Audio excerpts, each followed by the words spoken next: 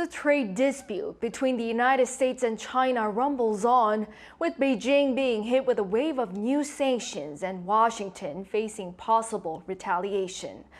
Eyes are on how this could affect the global market, including South Korean firms. Our trade correspondent Moon Hye-ryeon tells us more. New steep tariffs announced by the Biden administration last week were met with mixed responses from the South Korean market, with some sectors such as the chip industry expecting to not be as affected as others.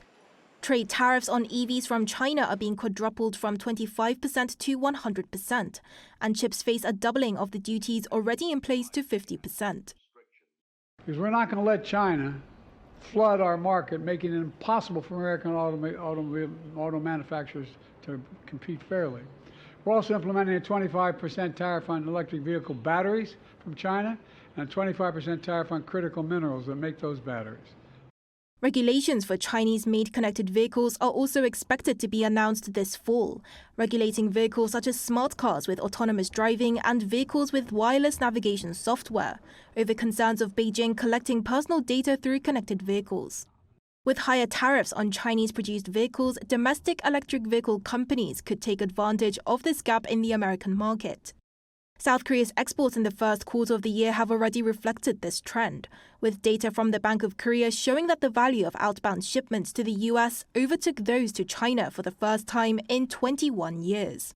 But one expert says that this is only temporary, as Washington seeks domestic production of goods.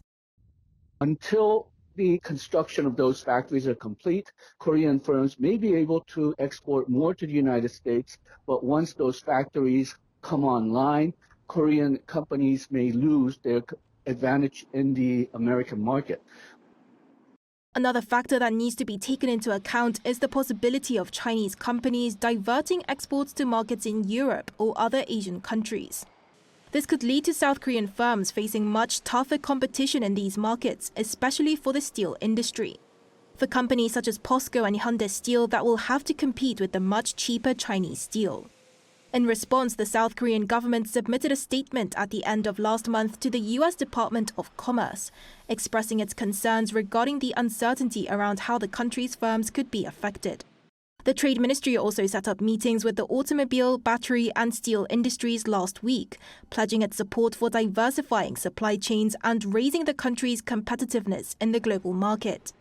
Moon Hye-ryeon, Arirang News.